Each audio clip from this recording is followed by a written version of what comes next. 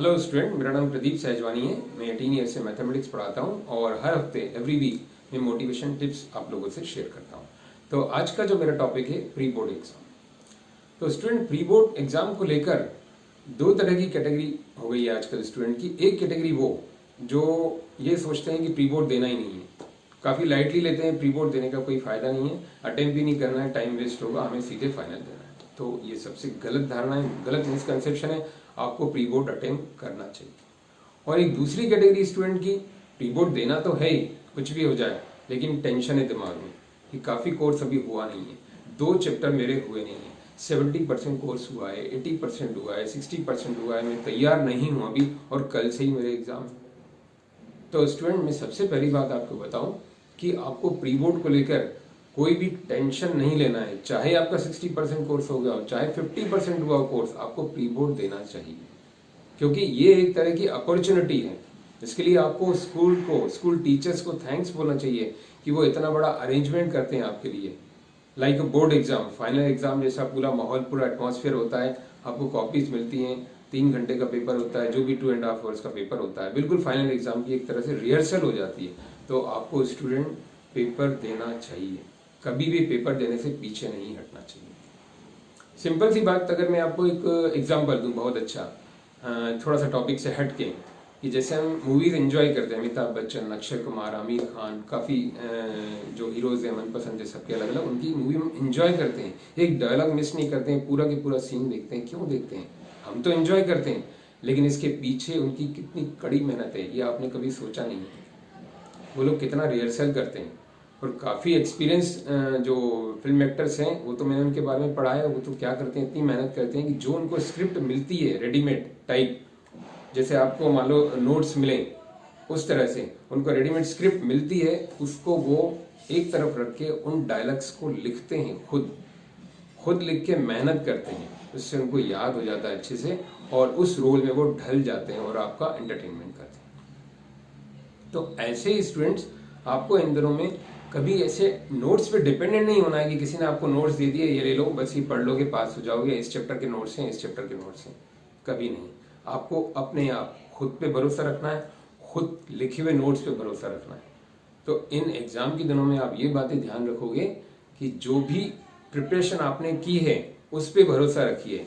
आप इस पे मत जाइए कि मेरा 50% हुआ है, अब मैं बाकी कैसे करूं, मेरा एग्जाम 2 दिन बाद है। यहाँ एक मैं बहुत इंपॉर्टेंट बात आपसे शेयर करना चाहूँगा कि अगर आपका 80%, 70% जो भी सिलेबस हो गया है, उसका आप रिवीजन अच्छे से करके प्री बोर्ड में जाए, क्योंकि जो आपका अनटच पोर्शन है उसको लेकर आप टेंस ना हो, और ना ही वो अभी एंड मोमेंट में इसको करें।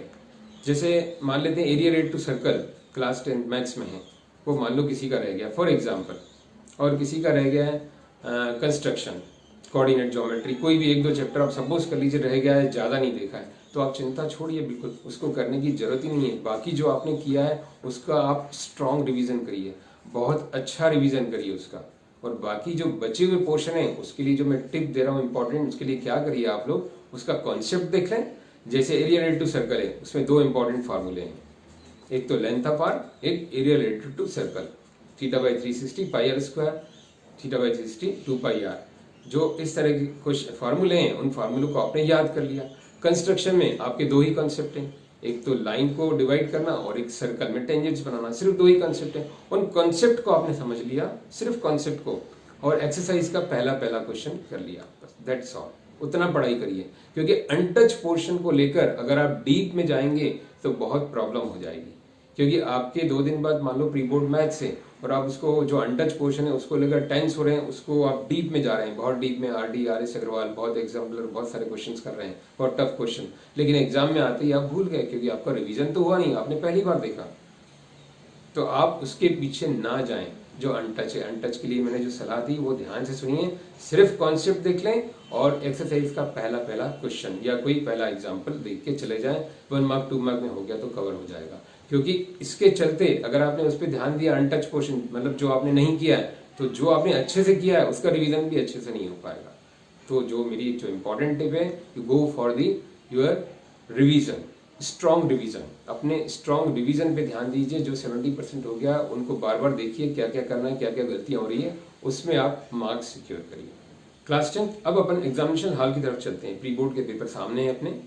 सबसे सिंपल, लंबी सांस लेके ईश्वर को याद करके फर्स्ट पहला सेक्शन जो 1 मार्क है वो आपको करना ही है। यहाँ बहुत बच्चों का अलग अलग कॉन्सेप्ट रहता है कि लास्ट सेक्शन पहले करें, थर्ड सेक्शन पहले करें, सेकंड पहले करें। मैं सबसे पहले सलाह दूंगा, टॉपर्स लोग भी ये करते हैं, फर्स्ट सेक्शन जो 1 मार्क का है वो आप पहले करें। उससे क्या होगा, 1 mark question most of the student को आते ही हैं, 99% वो क्वेश्चन आपसे हो जाएंगे। तो आपको बूस्टअप मिलेगा, आपको एक उत्साह मिलेगा कि ये 10 मार्क मेरे सिक्योर हो गए। इसके बाद आप जो सेकंड, थर्ड, फोर्थ जो सेक्शन है उसमें आप क्या करें, पेपर से गो थ्रू हो जाएं कि जिस सेक्शन में ज़्यादा मनपसंद क्वेश्चन, आप समझ रहे हो, मनपसंद, उनकी तरफ जाएं। जो आपके फेवरेट क्वेश्चन हैं, फेवरेट टॉपिक हैं। जैसे फॉर एग्जांपल सेक्शन 3 में आपके मैक्सिमम क्वेश्चन आपको आते हैं वही हैं, तो आप सेक्शन 3 को पकड़ लें। उन सेक्शन 3 में आप वो क्वेश्चन करिए, और जो क्वेश्चन नहीं आते हैं सेक्शन 3 में उनके लिए जगह छोड़िए। सप्लीमेंट्री कॉपीज आपको अच्छे से मिलती है, उसकी कोई चिंता नहीं है। आप ज़्यादा से ज़्यादा स्पेस छोड़ दीजिए जो क्वेश्चन नहीं आते हैं। फिर आप गए सेक्शन 4 की तरफ, फिर सेक्शन 2, इसको कंपेयर किया, जिसमें ज़्यादा मनपसंद क्वेश्चन है वो आप पहले करो। फिर लास्ट में मान लो सेक्शन 2 में आपके ऐसे क्वेश्चन है आपको 3 आते हैं, बाकी नहीं आते हैं, तो कोई बात नहीं, वो आप कर लो और बाकी स्पेस छोड़ दो। अब मान लीजिए आखिरी में आपका 1 घंटा बचा है, इन सबको करते करते 1 घंटा बचा है, 45 मिनट्स बचे हैं। तो अब आपके सामने वो क्वेश्चन हैं जो आपको नहीं आते हैं या अच्छे से नहीं आते हैं, पार्शियल अटेम्प्ट किया है। तो अब कम से कम आपको जो आता है उसके मार्क्स तो सिक्योर हो गए ना, उसके मार्क्स आपके सिक्योर हो चुके हैं, आपकी चिंता खत्म। अब 1 घंटा आपके पास है और आपको फाइट करना है। अब आपका फाइटिंग का टाइम शुरू। तो उसमें जो जो इजी लगते हैं ऐसे क्वेश्चन हैं, इनमें कंपेयर कर सकते हैं। कुछ क्वेश्चंस थोड़े अच्छे से आते हैं, कुछ बिल्कुल नहीं आते। जो थोड़े से बहुत आते हैं, पार्शियली आते हैं, उनको आप अटेम्प्ट करिए। फिर लास्ट में जो क्वेश्चन बिल्कुल ही नए दिख रहे हैं, आपके पास 15 मिनट्स बचे हैं, ऐसे 3-4 क्वेश्चन ही बचेंगे। फिर आप रफ वर्क में लेके शुरू हो जाइए, और उन क्वेश्चन को स्टूडेंट छोड़ना नहीं है। ऐसा नहीं सोचना है कि ये फर्स्ट टाइम देख रहा हूँ, मैं क्या करूँ समझ में नहीं आ रहा। स्टार्ट तो करो, ज्योमेट्री एक गिवन लिखो, टू प्रूव लिखो, और थ्योरम लिखो, और उसको डायग्राम बनाओ, कोशिश करो, कुछ तो आप लिखोगे ना। तो आपको 4 मार्क्स का होगा, तो हो सकता है 1.5 मिल जाए, 1 मार्क मिल जाए, कुछ तो मिलेगा। तो इस तरह के आप पेपर की एक स्ट्रेटेजी बनाइए।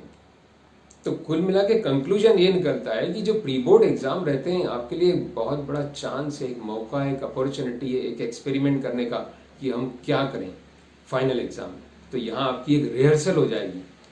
तो इतनी जब अच्छी आपकी रिहर्सल हो जाएगी, प्री बोर्ड हो जाएगा, तो आपको पता चल जाएगा कि मुझे क्या करना है, क्या नहीं करना है। और प्री बोर्ड एग्जाम देने के बाद इमीडिएटली आप अपनी डायरी में, पेपर में जो भी शॉर्ट कमिंग्स आपने की, जो जो गलतियां हुई आपसे, वो आप लिख लीजिए, नहीं तो हम बाद में भूल जाते हैं वो, और उनको हम इम्प्लीमेंट करें, उनका रेक्टिफिकेशन को इम्प्लीमेंट करें फाइनल एग्जाम में।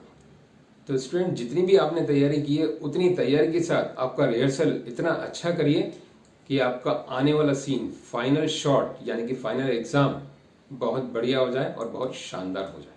तो thank you for the watching the video. और भी कोई डाउट हो तो आप कमेंट सेक्शन में लिख सकते हैं। Thank you.